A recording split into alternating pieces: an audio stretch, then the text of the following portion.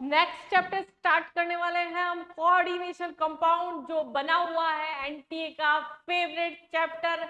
इसमें से 2 की जगह 3 की जगह 4 क्वेश्चन भी आपके पेपर में आ सकते हैं। बहुत ज्यादा ध्यान से पढ़ने वाला चैप्टर है कोऑर्डिनेशन कंपाउंड। इसका वेटेज हर तरह से क्या है, आपका हाई जा रहा है। तो हम स्टार्ट करते हैं coordination compound. Coordination compound start करने से पहले सबसे पहले बात करते हैं जो सॉल्ट आता है आपका।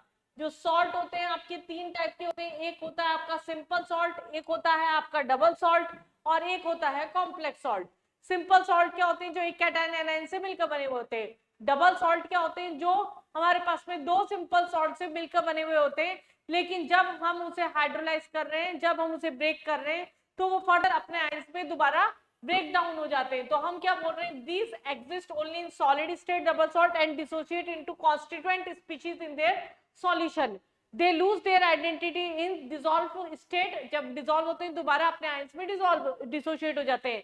यहाँ कोऑर्डिनेशन कॉम्प्लेक्स या फिर हम बोल रहे हैं यहाँ पर कॉम्प्लेक्स कंपाउंड, ये क्या होते हैं, ऐसे सॉल्ट जो एक बार फॉर्म होने के बाद में दोबारा अपने आयंस के अंदर कंप्लीटली डिसोशिएट नहीं होते हैं। They do not lose their identity in their dissolve state. तो ये हमारे पास में बात हुई डिसॉल्व यहाँ पर डेफिनेशन की। मोर सॉल्ट हो गए जैसे FeSO4 NH4O2 SO4 6H2O, ये क्या हो गया हमारे पास में डबल सॉल्ट का एग्जांपल हो गया। जबकि अगर हम बात कर रहे हैं यहाँ K4FeCN6, ये कॉम्प्लेक्स क्या हो गया आपका, यहाँ पर बात हो गई यहाँ पर कॉम्प्लेक्स की। जब हम इसे ब्रेक कर रहे हैं, जब हम इसे ब्रेक कर रहे हैं तो ये फर्दर केवल ऐसे ब्रेक होगा K4 में और FeCN6 में, केवल इसमें ब्रेक होगा। तो ये टोटल नंबर ऑफ आयंस जो ब्रेक डाउन होते हैं इसमें वो क्या होते हैं, आपके 5 होते हैं। तो ये फर्दर आयंस में डिसोशिएट नहीं होता। ये कॉम्प्लेक्स जो बना ये फर्दर आयंस में डिसोशिएट नहीं होगा। ये तो आपकी बात हुई डेफिनेशन की। अब हम कुछ बेसिक टर्म्स पढ़ने से पहले यहाँ चैप्टर की स्टार्टिंग की थ्योरी ले लेते हैं कि वर्नर्स थ्योरी क्या बोली। वर्नर्स थ्योरी के अकॉर्डिंग क्या बोला कि कोई भी कोऑर्डिनेशन कंपाउंड जो होता है उसमें 2 टाइप की वैलेंसीज होती है, प्राइमरी वैलेंसी और सेकेंडरी वैलेंसी।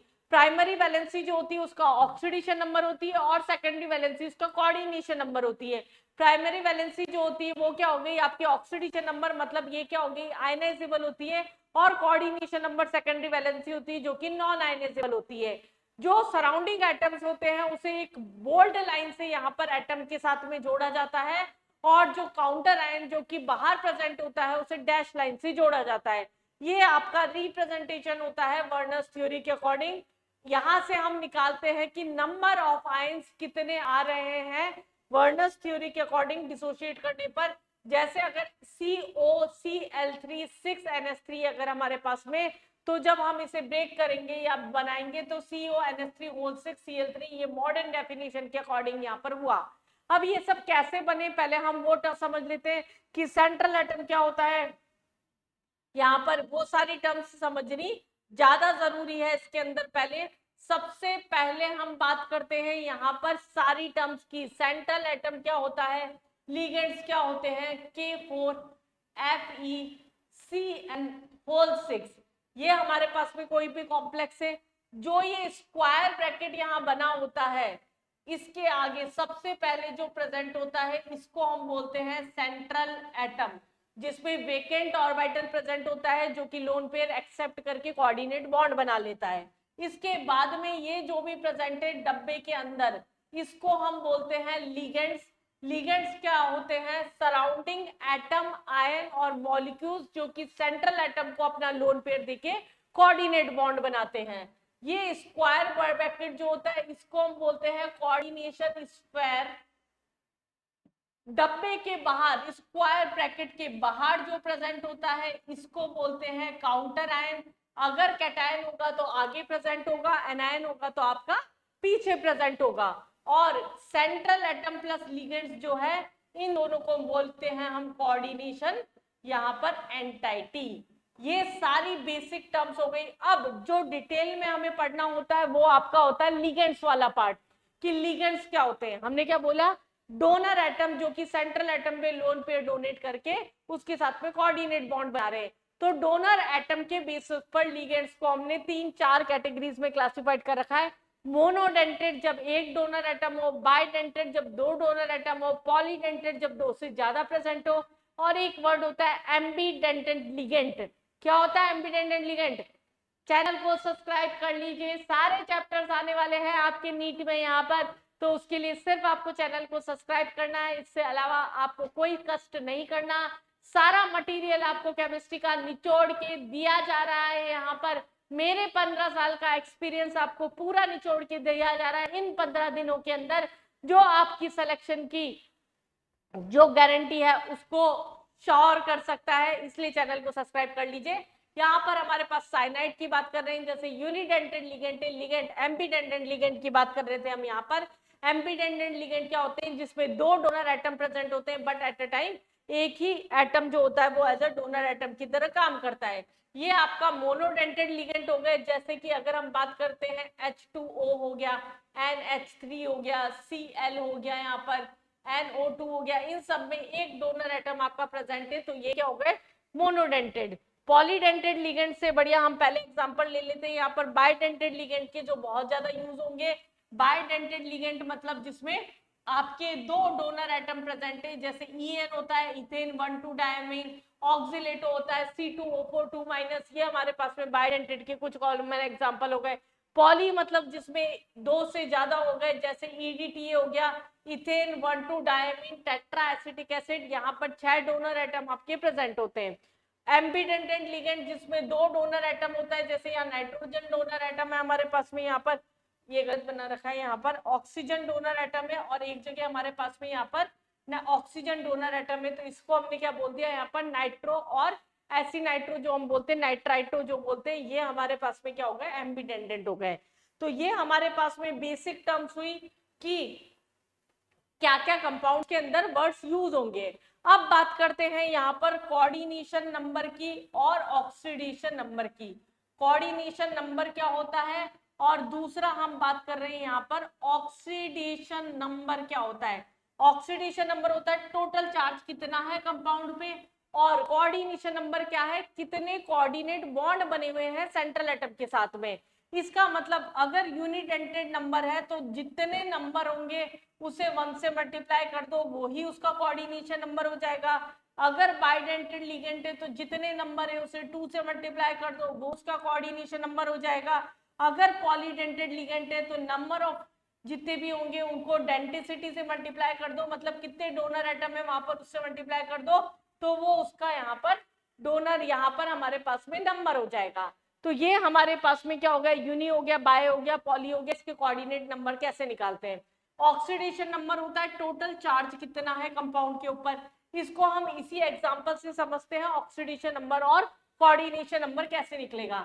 हमारे पास में कॉम्प्लेक्स है CN6। अब यहाँ पर 6 जो है हमारे पास में यूनिडेंटेड है, इसका मतलब कोऑर्डिनेशन नंबर आपका क्या हो गया? एक बार में 6 बॉन्ड बनाएगा, कोऑर्डिनेशन नंबर क्या हो गया? 6 हो गया। लेकिन अगर चार्ज निकालेंगे, ये सेंट्रल एटम है, X कंसीडर करो, साइनाइड पे चार्ज कितना होता है? -1, और पोटेशियम पे कितना होता है? +1, तो इज इक्वल टू 0, तो X की वैल्यू क्या हो गई? +2, तो ये क्या आ गया? इसका ऑक्सीडेशन नंबर हो गया। इस तरीके से हम कोऑर्डिनेशन नंबर और ऑक्सीडेशन नंबर निकालते हैं। इतना बच्चा लोगों आपको डन होगा, क्योंकि हम क्विक रिवीजन कर रहे हैं यहाँ पर, इतना बेसिक लेवल पे जाने की मुझे जरूरत नहीं थी, लेकिन फिर भी हम एक बार के लिए ले लेते हैं। अब बात करते हैं सबसे पहले नॉमेनक्लेचर की। नॉमेनक्लेचर के अंदर दो कंडीशंस होती है, एक टर्म और ले लेते हैं यहाँ पर, होमोलाइट्रिक और हेट्रोलाइट्रिक जो होता है, हैप्लो होमो और हिप्टोलैप्टिक कॉम्प्लेक्स क्या होते हैं यहाँ पर, जिसमें सेम टाइप के लिगेंड प्रेजेंट होंगे, दैट आर होमोलैप्टिक, आगे एग्जांपल में बता दूंगी। और जिसमें डिफरेंट टाइप के लिगेंड्स प्रेजेंट होंगे उसको हम क्या बोलते हैं? हेट्रोलैप्टिक। जैसे केवल NH3 as a ligand present है तो होमोलैप्टिक हो गया, NH3 होल 4 और Cl2 भी साथ में है तो हेट्रोलैप्टिक कॉम्प्लेक्स हो गया। हम बात कर रहे हैं नॉमेनक्लेचर की। नॉमेनक्लेचर में सबसे पहले समझते हैं कि सिस्टम क्या बोलता है, लिखा कैसे जाता है नाम। सबसे पहले कोऑर्डिनेशन कंपाउंड में काउंटर आयन लिखा हुआ होता है विथ स्पेस बीच में।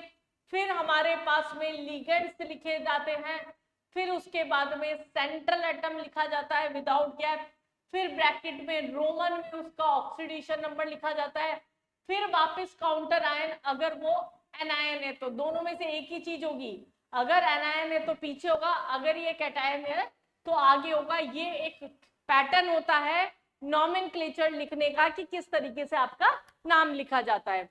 अब जैसे अगर हमारे पास में कॉम्प्लेक्स, एक ही एग्जांपल से हम थोड़ा समझते चलते हैं, अगर हमारे पास में इस तरह का ये कॉम्प्लेक्स है, ठीक, अब इस कंपाउंड के अंदर यहाँ पर हमारे पास में क्या नाम लिखना है, तो नाम लिखने के लिए काउंटर आयन क्या है आपका, पोटेशियम है, तो हमने क्या लिख दिया यहाँ पर, पोटेशियम लिख दिया, गैप दे दिया।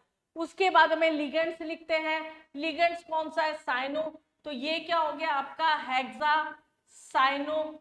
अब ये पॉजिटिव है तो ये नेगेटिव हो गया, तो हम क्या लिखेंगे यहाँ पर, जो भी इसका नाम होगा वो लिख देंगे, दैट इज फेरेट। यहाँ पर हमारे पास आयरन की जगह अब ब्रैकेट के अंदर हम लगा देंगे ऑक्सीडेशन नंबर जो कि आ रहा है आपका +2, ये हो गया इसका नाम। अब आपने मैडम कब फेरेट क्यों लगा दिया, साइनो क्यों लगा दिया, यहाँ पर कुछ क्यों नहीं लिया, तो इसके रूल्स है यहाँ पर। रूल्स क्या है, अगर कोई भी नेगेटिव लिगेंड है तो O एज अ सफिक्स लगता है या फिर आइडो एज अ सफिक्स लगता है, अगर कोई पॉजिटिव लिगेंड है तो EM एज अ सफिक्स लगता है, अगर कोई न्यूट्रल लिगेंड है तो नाम को हम सेम लिखते हैं, जैसे अगर वाटर को एक्वा बोलते हैं तो हम एक्वा वर्ड ही यूज करते हैं यहाँ पर। ये हमारे पास में लिगेंड्स की बात हुई। अब अगर बात करते हैं इनके नंबर बताने की, तो हम क्या यूज करते हैं, 2 के लिए डाई, 3 के लिए ट्राई, 4 के लिए टेट्रा। लेकिन अगर किसी लिगेंड में ही वर्ड्स आ जाए इस तरीके से, जैसे डाई, ट्राई, टेट्रा, इस तरह के वर्ड लिगेंड में ही प्रेजेंट है, जैसे इथेन 1,2 डायमीन, डाई आ गया उसके अंदर, तो उस कंडीशन के अंदर 2 के लिए हम बिस यूज करेंगे, 3 का नंबर बताने के लिए ट्रिस यूज करेंगे, और 4 नंबर बताने के लिए यहाँ पर टेट्रा किस यूज करेंगे यहाँ पर। ये हमारे पास में नाम हो गए। अगर हमारे पास में सेंट्रल एटम अगर पॉजिटिव है तो नाम सेम लिखा जाता है, लेकिन सेंट्रल एटम अगर नेगेटिव है तो 8 एज अ सफिक्स लगाते हैं। जैसे अगर हमारे पास में यह आयरन था तो हमने फेरेट लगा दिया, ऐसे ही अगर हमारे पास में यहाँ पर अगर कॉपर होता तो क्यूपरेट लगा देते, लेकिन अगर वो नेगेटिव नहीं है पॉजिटिव है तो कॉपर को कॉपर ही लिखेंगे, आयरन को फेरेट की जगह आयरन ही लिखेंगे। अब ये तो बात हुई फॉर्मूले से नाम की। अब मैडम नाम से फॉर्मूला कैसे लिखते हैं उसका भी एक एग्जांपल ले लेते हैं, इसी कंपाउंड को ले लेते हैं हम यहाँ पर। अगर हम बात कर रहे हैं यहाँ पर इसी कंपाउंड की, तो उस कंडीशन के अंदर इसमें हम क्या बात कर रहे हैं, पहला कंपाउंड अगर हम बात कर रहे थे यहाँ पर पोटेशियम, यहाँ पर हमने लिया potassium hexacyanoferrate, hexacyanoferrate bracket में सेकंड। अगर इससे अगर आपको फॉर्मूला बनाने के लिए आ जाए तो हमें फॉर्मूला कैसे बनाना होता है, तो क्या होता है यहाँ पर सबसे पहले तो क्या स्क्वायर ब्रैकेट लगा लो, जो ऑक्सीडेशन नंबर के पहले लिखा होता है वो सेंट्रल एटम होता है, सबसे पहले हमने उसे लिख लिया Fe। उसके बाद में हेक्सासाइनो है तो हमने CN6 लिख लिया, ब्रैकेट क्लोज कर दिया, और पोटेशियम उसके आगे था क्योंकि काउंटर है। अब यहाँ तक तो ठीक है मैडम, यहाँ क्या आता है और यहाँ क्या आता है ये कैसे लिखते हैं, कंपाउंड को डिवाइड कर दीजिए ऐसे, यहाँ पर इसका आयरन का ऑक्सीडेशन नंबर +2 दे रखा है, साइनाइड पे -6 होता है, ये क्या हो गया टोटल -1 और इसका +1। इसको हम नॉर्मल कंपाउंड का जैसे क्रॉस मल्टीप्लाई करते हैं, 1 इधर गया 4 इधर गया, तो कंपाउंड क्या बन गया आपका K4FeCN6, ये आपका क्या हो गया कंपाउंड का फॉर्मूला हो गया। तो ये था हमारे पास में नाम से फॉर्मूला और फॉर्मूले से नाम लिखने की कहानी। तो एक क्वेश्चन आपका लगभग यहां से भी आ सकता है नॉमेनक्लेचर से। उसके बाद में अगर हम बात करते हैं यहाँ पर इफेक्टिव एटॉमिक नंबर की, नेक्स्ट टर्म जो हम बात कर रहे हैं that is effective atomic number. क्या होता है इफेक्टिव एटॉमिक नंबर, किसी भी कंपाउंड में चेक करने के लिए कोऑर्डिनेशन कंपाउंड में कि वो एग्जिस्ट करेगा या फिर एग्जिस्ट नहीं करेगा, हम निकालते हैं उसका effective atomic number.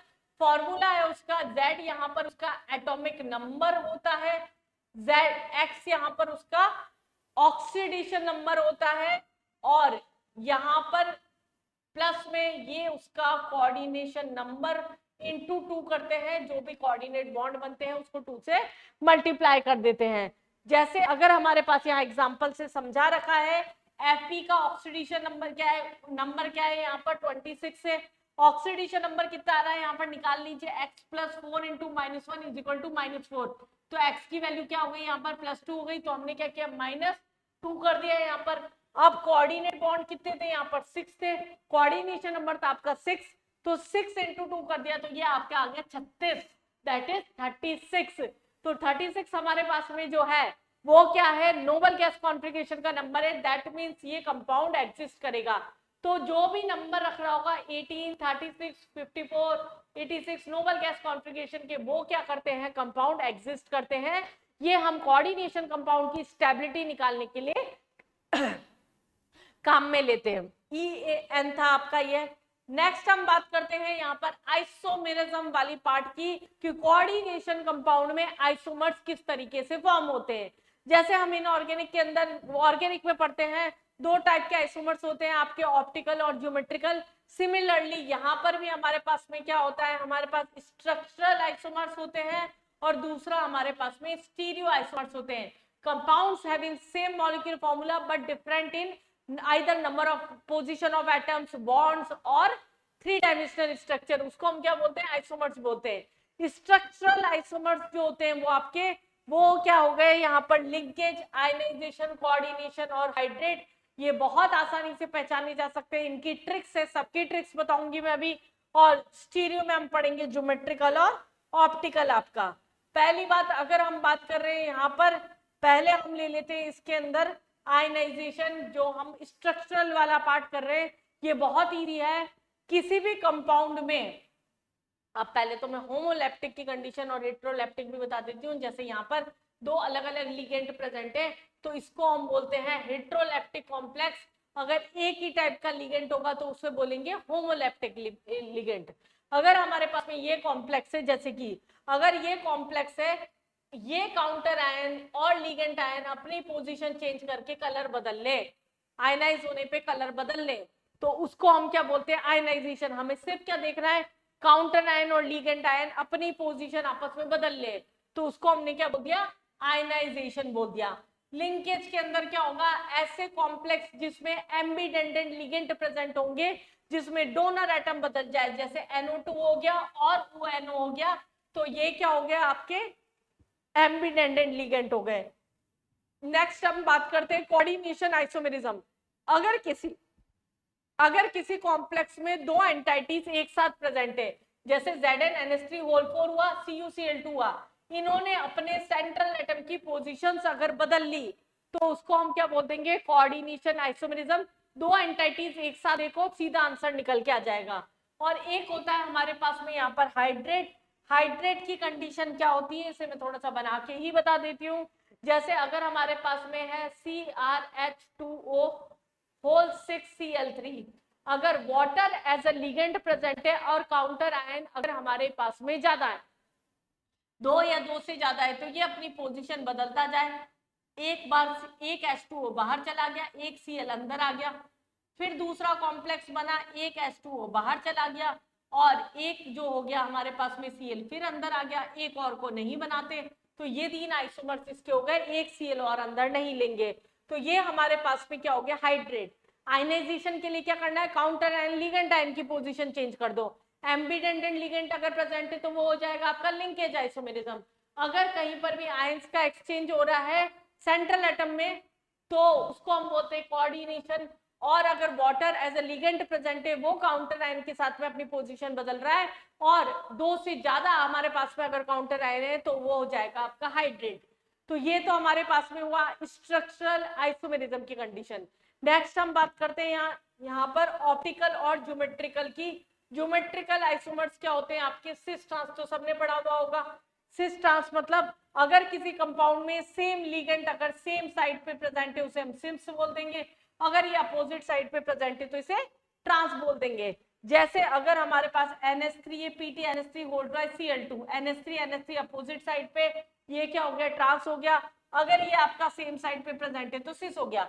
General formula देख के हमें ये बहुत आराम से बताना आना चाहिए कि वो सिस ट्रांस करेगा या नहीं करेगा। फॉर एग्जाम्पल MA4A, ए यहाँ पर क्या है, लिगेंड्स है। अगर हमारे पास में MA4A नहीं करेगा, MA3BA ये भी नहीं करेगा, क्योंकि ये किसके एक्सचेंज में चेंज होगा, MA2B2 कर देगा, MA2BC ये भी कर देगा, दो दो बनाएंगे। MABCD अगर केस आ जाए तो ध्यान रखना इसके 3 आइसोमर बनते हैं सिस ट्रांस वाले केस में, ये एक इंपॉर्टेंट क्वेश्चन है। ABCD के आपके 3 आइसोमर्स बनते हैं।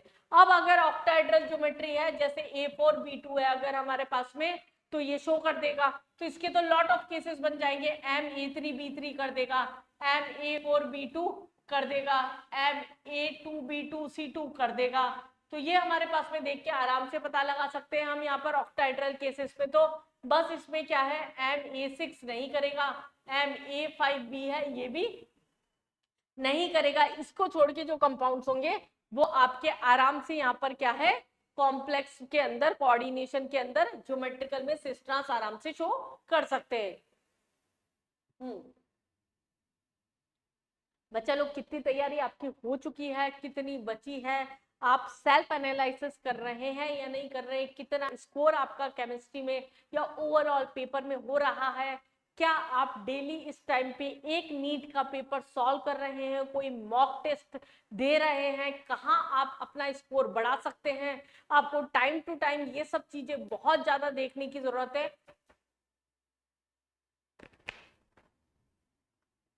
क्योंकि उसके बिना, सेल्फ एनालिसिस के बिना सब पढ़ा हुआ आपका खराब है।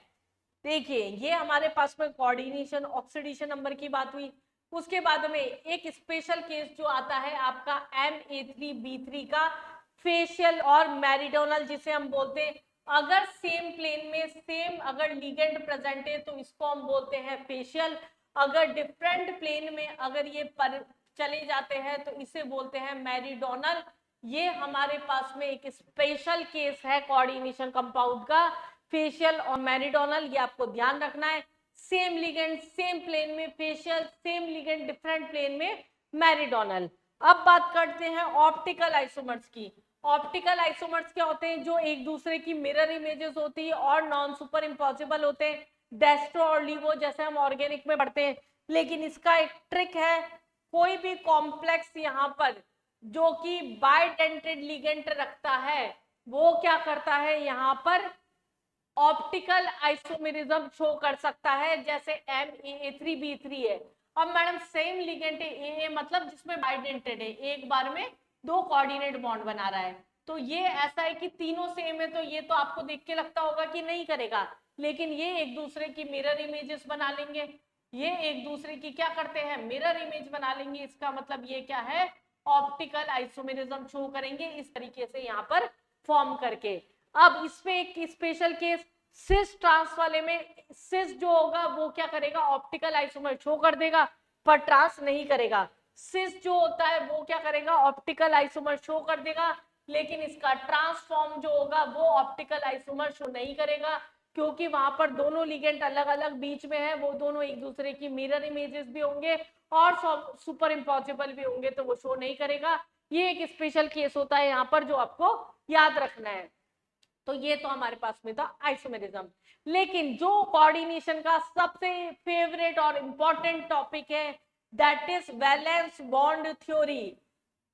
वैलेंस बॉन्ड थ्योरी के अकॉर्डिंग यहाँ पर क्या बोला, हम कंपाउंड्स का हाइब्रिडाइजेशन, उसकी शेप, उसकी ज्योमेट्री, इनर ऑर्बिटल है या आउटर ऑर्बिटल है, उसका मैग्नेटिक नेचर, ये सब हम यहाँ पर क्या करते हैं, वैलेंस बॉन्ड थ्योरी से निकालते हैं। अगर हमारे पास में sp हाइब्रिडाइजेशन है तो लीनियर होता है, sp2 होता है, तो यहाँ पर तो ट्राइगोनल प्लेनर होता है, sp3 होता है, टेट्राहेड्रल होता है, dsp2 होता है तो स्क्वायर प्लेनर होता है। अगर dsp3 है तो ट्राइगोनल बायपैरामिडल होता है। अगर d अंदर की तरफ पार्टिसिपेट कर रहा है इसका मतलब वो इनर ऑर्बिटल कॉम्प्लेक्स से, अगर d बाहर की तरफ पार्टिसिपेट कर रहा है इसका मतलब वो आउटर ऑर्बिटल कॉम्प्लेक्स से। ये सारी प्रॉपर्टीज कैसे निकाली जाती है हम 2 एग्जांपल से समझते हैं यहाँ पर, जो कि एक इंपॉर्टेंट पोर्शन है इसका। यहाँ पर जैसे अगर हम एग्जांपल लेते हैं NiCl4 2- और दूसरा एग्जांपल लेते हैं हम यहाँ पर NiCN4 यहाँ पर 2-। फर्स्ट स्टेप दोनों की क्या होती है, यहाँ स्ट्रॉन्ग लिगेंड और वीक लिगेंड एक स्पेक्ट्रोकेमिकल सीरीज है, आपको पता होंगे। साइनाइड हो गया, कार्बन मोनोऑक्साइड हो गया, EN हो गया, ये सब स्ट्रॉन्ग लिगेंड होते हैं। वाटर के पहले जो प्रेजेंट होते हैं वो आपके वीक लिगेंड होते हैं। सबसे पहले अगर हम बात करते हैं यहाँ पर कैसे सॉल्व किया जाता है इसे, सबसे पहले तो ऑक्सीडेशन नंबर निकाल लीजिए। ये क्या आ रहा है आपका +2 आ रहा है, यहाँ पर इसका ऑक्सीडेशन नंबर क्या आ रहा है, अगेन +2 आ रहा है। दोनों की फर्स्ट स्टेप तो सेम है। सेकंड हमारे पास में इसका कॉन्फ़िगरेशन निकल लीजिए, निकल क्या होता है 3D8 4s2 होता है। 2 इलेक्ट्रॉन निकाल दिए तो आपका क्या बचा निकल में 3D8 बचा। यहाँ पर भी यही कहानी है, Na+2 है तो इसका मतलब इसका भी 3D8 हो गया। इसका मतलब दोनों की ग्राउंड स्टेट तो बिल्कुल सेम होगी, इसका ग्राउंड स्टेट दोनों का क्या होगा, सेम होगा। यहाँ पर 8 इलेक्ट्रॉन है, 1 2 3 4 5 6 7 8 इलेक्ट्रॉन है। यहाँ पर भी ग्राउंड स्टेट में यही कहानी है, इसमें भी सेम है 1 2 3 4 5 6 7 8, ये हमारे पास में सेम हो गए। अब क्या बदलता है, कहानी कहाँ बदलती है बच्चा, यहाँ बदलती है कहानी। ये है वीक लिगेंड और ये है स्ट्रॉन्ग लिगेंड। स्ट्रॉन्ग लिगेंड है तो ये पेयरिंग करा देता है, ये पेयरिंग करा देता है और ये पेयरिंग नहीं कराता, और इसी से आंसर जो होते हैं वो आपके बदल जाते हैं।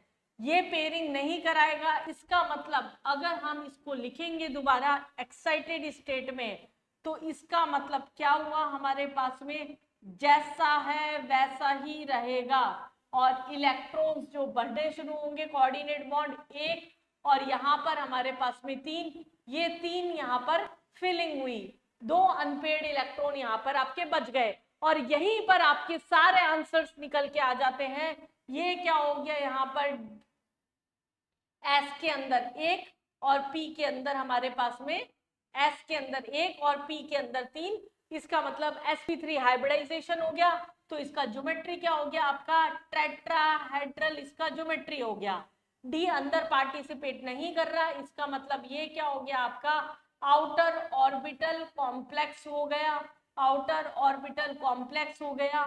इसके अंदर 2 अनपेड इलेक्ट्रॉन आपके बचने, इसका मतलब ये पैरामैग्नेटिक हो गया नेचर में। म्यू जो होगा वो क्या हो जाएगा √2 2 + 2 बोर मैग्नेटॉन, ये हो जाएगा, ये हमारे पास में हो गया। और ये क्या हो गया कलर्ड कॉम्प्लेक्स हो गया।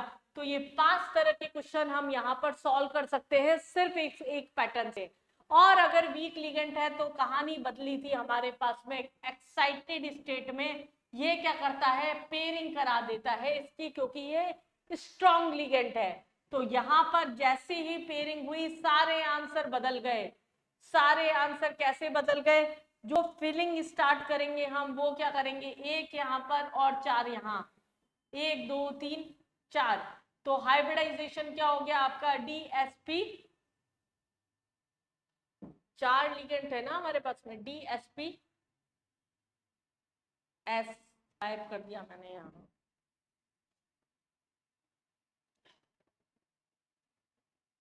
इसके अंदर यहाँ पर क्या हुआ DsP3, D के बाद क्या आएगा हमारे पास में S, S के बाद में P, तो DsP2 क्या हो गया आपका यहाँ पर हाइब्रिडाइजेशन हो गया। अब D अंदर की तरफ पार्टिसिपेशन कर रहा है तो ये क्या हो जाएगा इनर ऑर्बिटल कॉम्प्लेक्स बोल देंगे इसे, इनर ऑर्बिटल कॉम्प्लेक्स बोल देंगे। हाइब्रिडाइजेशन आपका यहाँ पर क्या हो जाएगा डायमैग्नेटिक, ये हमारे पास नेचर में हो गया।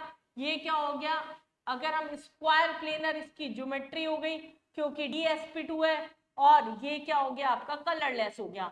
सारी प्रॉपर्टी लिगेंड ने आके बदल दी। वीक लिगेंड है तो पेयरिंग नहीं करानी, स्ट्रॉन्ग लिगेंड है तो पेयरिंग करानी, और सारे आंसर्स आपके यहाँ निकल जाएंगे। ये है इस चैप्टर का फिक्स क्वेश्चन। एक क्वेश्चन आपका इस पैटर्न पे सेट होता ही होता है पेपर में, आपको बिल्कुल अच्छे से डन करके जाना है इस चैप्टर को में, इस टॉपिक को। नेक्स्ट अगर हम बात करते हैं इसमें वैलेंस बॉन्ड थ्योरी की, अगर यहाँ पर लिमिटेशंस की बात करते हैं, कौन सा कलर फॉर्म होगा इसके बारे में कोई एक्सप्लेनेशन नहीं था। थर्मोडायनेमिक स्टेबिलिटी के बारे में कोई यहाँ पर एक्सप्लेनेशन नहीं था। तो इसलिए अगर कोई कॉम्प्लेक्स है जिसके अंदर कोऑर्डिनेशन नंबर 4 है तो उसकी ज्योमेट्री का कोई एक्सप्लेनेशन नहीं था कैसे निकाली जाती है, तो इसलिए हमने क्या किया इसको रिजेक्ट कर दिया यहाँ पर। और फाइनली हमारे पास में यहाँ पर क्या आई नई थ्योरी आई जिसको हम बोलते हैं crystal field splitting theory.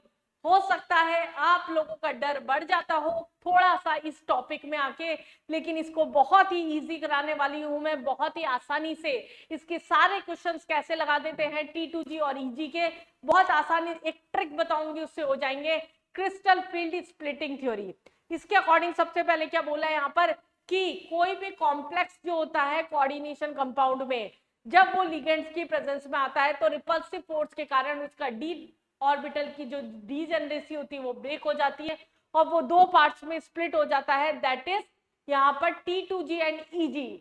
T2G के अंदर तीन हमारे पास में ऑर्बिटल्स है DXY, YZ और ZX, और यहाँ पर EG के अंदर जो आते हैं वो आते हैं DX² एंड Y²। थोड़ा सा डायग्राम से समझेंगे यहाँ पर तो ज्यादा अच्छे से समझ में आएगा। यहाँ हमारे पास दो कॉम्प्लेक्स है, अगर टेट्राहेड्रल कॉम्प्लेक्स है तो EG के अंदर हमारे पास में DX², Y² और DZ² एक्सिस पे जो प्रेजेंट होते हैं उनको सफिशिएंट एनर्जी नहीं मिल पाती तो वो नीचे होते हैं। DXY, YZ और ZX जो होते हैं यहाँ पर T2G जो होता है टेट्राहेड्रल के अंदर वो ऊपर चले जाते हैं। इनके बीच का जो गैप होता है इसको बैरी सेंटर बोलते हैं। टेट्राहेड्रल अगर कॉम्प्लेक्स से EG और बैरी सेंटर के बीच का गैप होता है 3/5 ऑफ बैरी सेंटर, ऐसे ये होता है हमारे पास में 2/5 ऑफ बैरी सेंटर।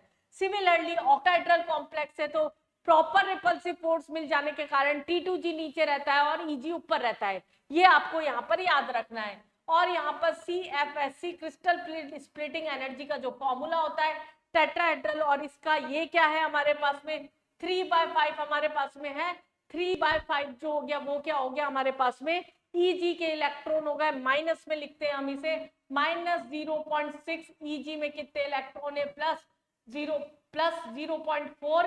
T2G के अंदर कितने इलेक्ट्रॉन है प्लस यहाँ पर पेयरिंग एनर्जी जो भी होगी। ऐसे ही ऑक्टाहेड्रल में 2/5 ऑफ T2G नीचे, तो ये हमारे पास में क्या हो जाएगा CFSC का फॉर्मूला यहाँ पर -0.4 इंटू T2G में कितने इलेक्ट्रॉन है प्लस 0.6, EG में कितने इलेक्ट्रॉन है प्लस उसकी पेयरिंग एनर्जी। अब इसके क्वेश्चंस बहुत टिपिकल लगते हैं, कैसे T2G EG में इलेक्ट्रॉन निकालते हैं, कब क्या किया जाता है इसके अंदर, उसके लिए ये आपकी स्पेक्ट्रोकेमिकल सीरीज है जो कि आपको याद होनी चाहिए स्ट्रॉन्ग और वीक लिगेंड की। अगर मैं ट्रिक वाइज बात करूं तो N, C और O से जो भी हमारे पास में डोनर एटम है वो स्ट्रॉन्ग लिगेंड होते हैं, उसके अलावा बचे हुए जो हो गए वो क्या हो गए आपके वीक लिगेंड हो गए, मतलब H2O तक आपके वीक लिगेंड होते हैं। इसके बाद वाले बाइडेंटेड वाले और N डोनर एटम है, ऑक्सीजन डोनर एटम है, वो सब आपके क्या हो गए स्ट्रॉन्ग लिगेंड हो गए। यहाँ पर जैसे अगर हमें एक टिक बता रही हूँ उससे इसके आराम से कोई भी क्वेश्चन कर सकते हैं। चार केस क्या क्या बन सकते हैं हमारे पास में, अगर D6 है, जैसे किसी का कॉन्फ़िगरेशन आपका आ रहा है D6 और वो है आपका ऑक्टाहेड्रल कॉम्प्लेक्स, ठीक है, और दूसरी साइड में ले लेती हूँ उसी में आपका बन रहा है टेट्राहेड्रल कॉम्प्लेक्स जिसमें 4 कोऑर्डिनेशन नंबर है, इधर 6 कोऑर्डिनेशन नंबर है। तो इसमें क्या है हमें पता है T2G को हमेशा पहले भरेंगे और EG को बाद में भरेंगे, T2G को पहले भरेंगे और EG को बाद में भरेंगे। टेट्राहेड्रल में हमें क्या याद रखना है, पहले EG को फिल करना है फिर उसके बाद में T2G को फिल करना है। ये हमने अभी पढ़ा कि हम फिलिंग ऐसे करेंगे इसके अंदर, तो ये चीज तो डिसाइड हो गई। अब गेम यहाँ पर भी पलटता है, एक केस लेते हैं यहाँ पर जब आपका स्ट्रॉन्ग लिगेंड है तो कैसे फिल करेंगे और आपका वीक लिगेंड है तो कैसे फिल करेंगे। अगर वीक लिगेंड है तो हम इसमें फिलिंग तो ऐसे ही होगी कि T2G पहले और EG बाद में, और यहाँ पर भी फिलिंग ऐसे ही होगी कि T2G पहले और EG बाद में, यहाँ पर EG पहले और T2G बाद में। फिलिंग के तरीके तो यहाँ पर सेम है। अब आंसर्स कहाँ से कैसे बदलते हैं, अगर हमारे पास में यहाँ पर है D6 भरना है, अगर स्ट्रॉन्ग लिगेंड है तो पहले हम नीचे का फिल करेंगे, पेयरिंग करेंगे, फिर ऊपर जाएंगे, मतलब 1 2 3 4 5 6। तो यहाँ पर आंसर निकला T2G पे 2 इलेक्ट्रॉन है और EG के ऊपर 0 है। ऐसे ऑप्शंस देखने को मिलते होंगे ना आपको, तो वो यहाँ से इस तरह से निकाले जाते हैं। वीक लिगेंड है 1 2 3 4 5, पहले सारा भरेंगे फिर पेयरिंग करेंगे, तो यहाँ पर क्या हो गया आपका T2G में 2 1 1 हो गया और EG के अंदर 1 और 1 इलेक्ट्रॉन हो गए आपके, ये यहाँ पर हो गया। ऐसे ही अगर हम यहाँ फिल करेंगे D6 को ही, तो 1 2 3 4 पेयरिंग करेंगे, 5 6 फिर ऊपर जाएंगे, तो EG में 2 और T2G के अंदर यहाँ पर 1 1 0 हो गया इलेक्ट्रॉन्स। अगर वीक लिगेंड है यहाँ पर भी, तो पहले सारा फिल करेंगे और उसके बाद में यहाँ जाएंगे, तो EG के अंदर 2 और 1 हो गया और T2G के अंदर यहाँ पर 1 1 1 हो गया। तो ये फिल कर दिया तो आगे तो कुछ भी निकाला जा सकता है, इससे CFSC का फॉर्मूला निकाल के उसमें पुट किया जा सकता है, क्योंकि हमने अभी फॉर्मूला देखा था, उसके अंदर क्या होता है, यहाँ पर T2G में कितने इलेक्ट्रॉन है, EG में कितने इलेक्ट्रॉन, उससे मल्टीप्लाई करो, CFSC निकाल लो, उससे पेयरिंग एनर्जी निकल जाती है, उससे लो स्पिन और हाई स्पिन कॉम्प्लेक्स निकल जाते हैं। लो स्पिन कॉम्प्लेक्स का ट्रिक बता देती हूँ सीधा। लो स्पिन कॉम्प्लेक्स जिसमें स्ट्रॉन्ग लिगेंड आएंगे और वीक लिगेंड अगर आ रहे हैं तो वो क्या होते हैं आपके, जनरली हाई स्पिन कॉम्प्लेक्स होते हैं। कलर कॉम्प्लेक्स, अगर हम कंपाउंड का कलर निकाल लेते हैं, हमने बोला था ग्राउंड स्टेट से जब एक्साइटेड स्टेट में जाते हैं तो वो उसका कॉम्प्लीमेंट्री कलर जो होता है वो एब्जॉर्ब कर लेते हैं। अगर जैसे COCl NH3O5 है, अगर ये येलो कलर एब्जॉर्ब कर रहा है तो कॉम्बिनेशन एंटाइटी के अंदर यहाँ पर वॉयलेट मिलेगा। अगर ये ब्लू ग्रीन कर रहा है तो रेड मिलेगा, अगर ब्लू कर रहा है तो येलो ऑरेंज मिलेगा, अल्ट्रावायलेट लाइट है तो पेल येलो मिलेगा, रेड है तो ब्लू मिलेगा, ब्लू ग्रीन है तो आपका यहाँ पर पर्पल कलर मिलेगा। तो ये कॉम्प्लीमेंट्री कलर्स होते हैं जो कि ये एब्जॉर्ब करते हैं यहाँ पर कोऑर्डिनेशन कंपाउंड के अंदर। अब ये सब तो हमारे पास में क्या था, ट्रिकी क्वेश्चंस थे। और एक क्वेश्चन आपका जो बहुत ज्यादा स्कोरिंग होता है कोऑर्डिनेशन से, जो डायरेक्ट उठ के आ जाता है और आप मक्कारी करते थोड़ा सा सोचते थ्योरी है छोड़ दें, लेकिन इसको बिल्कुल नहीं छोड़ना है बच्चा लोगों। इसका एप्लीकेशन पार्ट कि कहां पर इसको यूज करते हैं, कोऑर्डिनेशन कंपाउंड को मेटलर्जी में बहुत ज्यादा यूज किया जाता है, स्पेशली लीचिंग के प्रोसेस में। सिल्वर और गोल्ड के एक्सट्रैक्शन के अंदर हम यहाँ पर कॉम्प्लेक्स फॉर्म करके एक्सट्रैक्शन करते हैं। यहाँ पर जो साइनाइड्स वगैरह बनते हैं एनालिटिक केमिस्ट्री के अंदर, क्वालिटेटिव और क्वांटिटेटिव जो एनालिसिस होते हैं, सॉल्ट जो एनालिसिस होता है उसके अंदर हम इसको यूज कर रहे हैं। बायोलॉजिकल इंपॉर्टेंस इसका काफी है, जैसे हीमोग्लोबिन के अंदर सेंट्रल एटम जो होता है आपका वो आयरन होता है। अगर हम बात कर रहे हैं यहाँ पर क्लोरोफिल है, उसके अंदर हमारे पास में सेंट्रल एटम कौन सा होता है, यहाँ पर मैग्नीशियम होता है। ये आपके डायरेक्ट क्वेश्चंस आ जाते हैं। ये एक बहुत ही इंपॉर्टेंट क्वेश्चन है, ये बहुत पूछा गया है आपका कैंसर के अंदर। सिस्प्लैटिन जो होता है वो एज अ यहाँ पर ट्रीटमेंट के अंदर यूज करता है, जिसका जो हमारे पास में फॉर्मूला होता है वो क्या होता है, यहाँ cis PTCl whole for NH3 whole twice, या इसका हमें IUPAC नेम भी याद रखना है, डायअमाइन डाइक्लोरोप्लेटिनम सिस जो है हमारे पास में इसका यहाँ नाम है। ऐसे ही EDTA जो होता है उसको भी हम लेड स्टोरेज यहाँ पर इसके अंदर पॉइजन की तरह हम इसको यूज करते हैं। ऐसे ही हार्डनेस ऑफ वाटर को हमारे पास में टाइट्रेशन से हमारे पास में सोडियम सॉल्ट EDTA का होता है, उससे यूज करते हैं जो भी हमारे पास में कॉम्प्लेक्स है। तो ये एक थोड़ा सा रट्टा मार पार्ट है आपका बायोलॉजिकल इंपॉर्टेंस, जो मस्ट है, आपको पढ़ के ही जाना है। यहाँ पर बिना टाइम वेस्ट के हम फटाफट से देख लेते हैं कोऑर्डिनेशन कंपाउंड के क्वेश्चंस। और यहाँ पर मैं आपकी इनऑर्गेनिक को ऑलमोस्ट डन कर चुकी हूँ। इनऑर्गेनिक से ना करते हुए भी आप मान के चलिए आपके पेपर में 15 से 17 क्वेश्चन हो सकते हैं जो कि मैं डन करवा रही हूँ यहाँ पर। तो उसके लिए चैनल को आपको सब्सक्राइब करके जरूर रखना होगा, जिससे फिजिकल और ऑर्गेनिक में भी आपको पूरी तरीके से हेल्प मिल सके। मैं यहाँ पर पूरी केमिस्ट्री करवाने वाली हूँ आपको, physical chemistry, organic chemistry, inorganic chemistry, और आपके स्कोर को कराने वाली हूँ हाई। चैनल को फटाफट से सब्सक्राइब कर लीजिए। इथाइलिन डायमंड टेट्राएसिटेट आयन, ये क्या क्वेश्चन है, ये तो सीधा हेक्साडेंटेड होता है, डायरेक्ट क्वेश्चन है बच्चा लोगों, बहुत इजी क्वेश्चन। अगला क्वेश्चन हम लेके चलते हैं यहाँ पर, which of the following is not an ambidentate ligand. SCN में NCS भी होता है, NO2 माइनस के अंदर ONO भी होता है, साइनाइड में NC भी होता है, C2O4 क्या हो गया हमारे पास में अकेला ऑप्शन हो गया यहाँ पर। अगला क्वेश्चन लेके चलते हैं यहाँ पर, मेटल मेटल लिंकेज, इसमें CMN कार्बोनिल कंपाउंड के एक टॉपिक आपका रह गया, मैं बता दूं आपको, यहाँ बता देती हूँ। कार्बन मोनोऑक्साइड जो होता है स्ट्रॉन्गेस्ट यहाँ पर होता है सिनर्जिक बॉन्डिंग के कारण, सिनर्जिक बॉन्डिंग के कारण स्ट्रॉन्गेस्ट लिगेंड होता है आपका कार्बन मोनोऑक्साइड, जिसकी वजह से बॉन्ड लेंथ के पैरामीटर्स के अंदर चेंज आ जाता है आपका। MnCO होल 4 6 में और 8 में इनके स्ट्रक्चर्स आपको आने चाहिए केवल। उसके अंदर यहाँ पर क्या पूछा है, यहाँ पर आपको पूछा है मेटल बैटल में लिंकेज होता है, Mn में लिंकेज होता है, ठीक है हमारे पास में। दूसरा हमारे पास में टर्मिनल कार्बोनिल ग्रुप के साथ में भी होता है, ब्रिज कार्बोनिल ग्रुप होता है, इसके अंदर होता है आपका, यहाँ पर नहीं, ब्रिज नहीं होता क्योंकि यहाँ मेटल मेटल में लिंकेज यहाँ पर प्रेजेंट होता है। और अगर हम बात कर रहे हैं metal in zero oxidation state, हमें पता है कार्बन मोनोऑक्साइड अगर लिगेंड एज ए प्रेजेंट है तो वो जीरो होता है, न्यूट्रल लिगेंड होता है, तो ये भी सही है आपका, ये भी सही है और ये भी सही है। तो ए बी और डी हमें ढूंढना था, मतलब डी आपका क्या हो गया, ऑप्शन हो गया।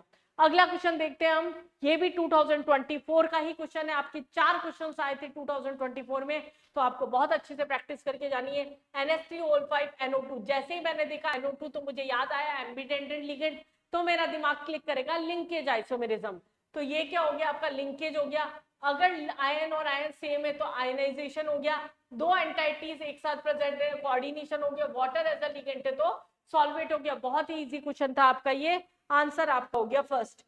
नेक्स्ट हमारे पास में CONH3 होल 6 3+ और COFe ऑक्टाहेड्रल होता है, लेकिन इनका मैग्नेटिक नेचर अलग होता है, क्या ये सही है? NH3 होल 6 3+ दे रखा है पहला कॉम्प्लेक्स, और दूसरा दे रखा है C4Fe6 3-, ये क्या हो गया आपका, CO+3 हो गया, ये भी आपका CO+3 हो गया। ये वीक लिगेंड है, इसका मतलब इसमें पेयरिंग नहीं होगी, ये स्ट्रॉन्ग लिगेंड है, इसमें पेयरिंग हो जाएगी। कोबाल्ट क्या होता है 3d7 4s2, 3 इलेक्ट्रॉन निकल गए तो 3d6, इसका मतलब यहाँ पर हम पेयरिंग में सीधा पेयरिंग करा देती हूँ 1 2 3 4 5 6, ये तो आपका डायमैग्नेटिक है, लेकिन दूसरा जो है वो पैरामैग्नेटिक है क्योंकि इसमें पेयरिंग नहीं होगी, आपकी पेयरिंग नहीं होगी तो 1 2 3 4 5 6 4 अनपेयर्ड हो जाएंगे, तो ये डिफर कर रहे हैं मैग्नेटिक नेचर में, ये बिल्कुल सही स्टेटमेंट है आपका।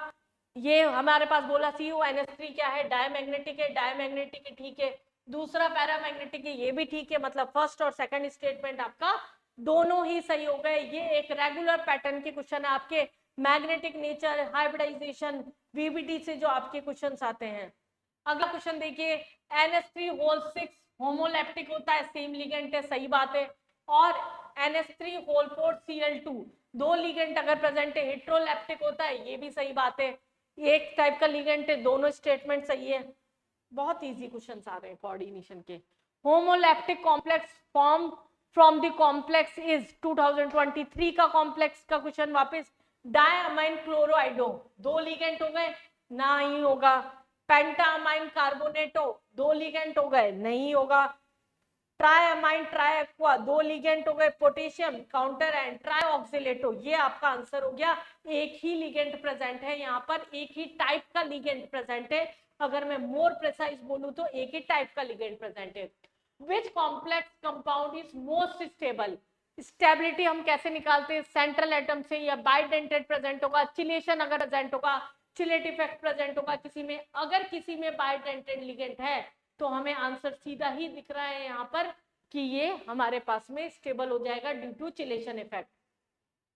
Select the compounds tetrahedral hydrolysis produce an ion, हमारे पास में ऐसा कॉम्प्लेक्स ढूंढना है जो ट्राइहैलाइड, नया select the metal whose trihalide can not be hydrolyse, कौन सा ऐसा होगा जिसका हाइड्रोलाइज नहीं होगा। गैडोलियम हमारे पास हो सकता है, एल्युमिनियम की वैलेंसी +3 होती है हमारे पास में, और बोरोन की वैलेंसी B+3 होती है हमारे पास में। इंडियम देखा है अगला हमारे पास में, बोरोन +3 में होगा तो ये नहीं होगा, ये बिल्कुल डायरेक्ट क्वेश्चन था, वैलेंसी फैक्टर पे डिपेंडेंट। अगला क्वेश्चन देखते हैं, which of the following forms a set of complex and a double salt, क्या डबल सॉल्ट भी बना रहा है और कॉम्प्लेक्स भी बना रहा है, ये तो हमारे पास में डबल सॉल्ट बना रहा है हमारे पास में, और कॉम्प्लेक्स भी बना रहा है, सीधा दिख रहा है। ये केवल कॉम्प्लेक्स बना रहा है आपका, ये भी आपके पास में केवल कॉम्प्लेक्स बना रहा है, और लास्ट वाला भी केवल कॉम्प्लेक्स बना रहा है। आपका आंसर क्या हो गया यहाँ पर, सी हो गया।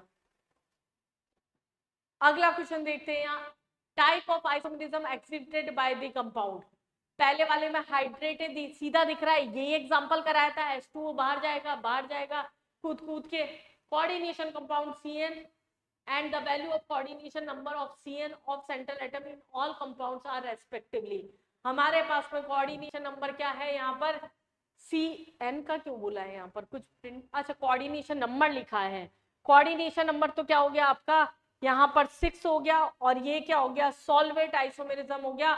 बहुत ही आसान करने वाला क्वेश्चन, आइसोमेरिज्म से आपके काफी क्वेश्चन आए प्रीवियस ईयर्स में, 2022 में, 23 में, 24 में काफी क्वेश्चन आपके आइसोमेरिज्म।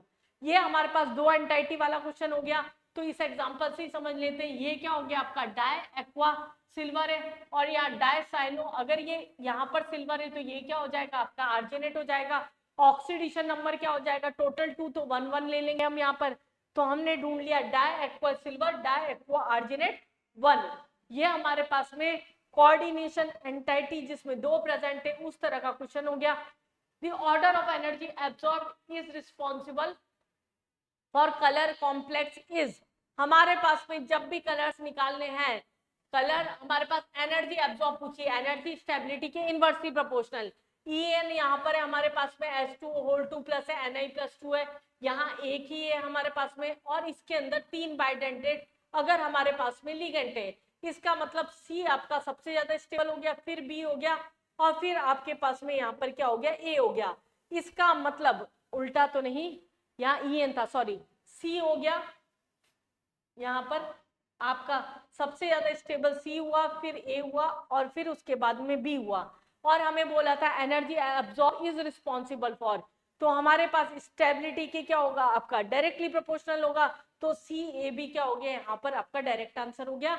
इस तरह के क्वेश्चंस को हम इस तरीके से करते हैं। मैं क्वेश्चन साथ में इसीलिए करा रही हूँ जिससे आपको आइडिया हो जाए किस तरह के क्वेश्चन आते हैं।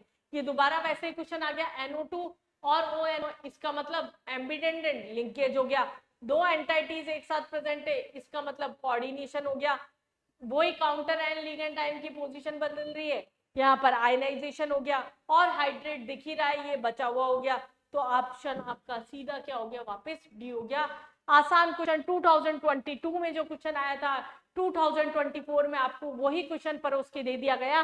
2023 के क्वेश्चंस आपको अच्छे से करके जाने हैं। मतलब कि metal carbon bond in metal carbonyl present both sigma and pi character, यहाँ पर सिग्मा और पाई बिल्कुल दोनों होता है, यहाँ पर क्या होता है हमारे पास कोऑर्डिनेट बॉन्ड बनता है, ये हमारे पास में बॉन्डिंग होती है, तो इसके अंदर हमारे पास में सिग्मा और पाई दोनों होते हैं, सही स्टेटमेंट है।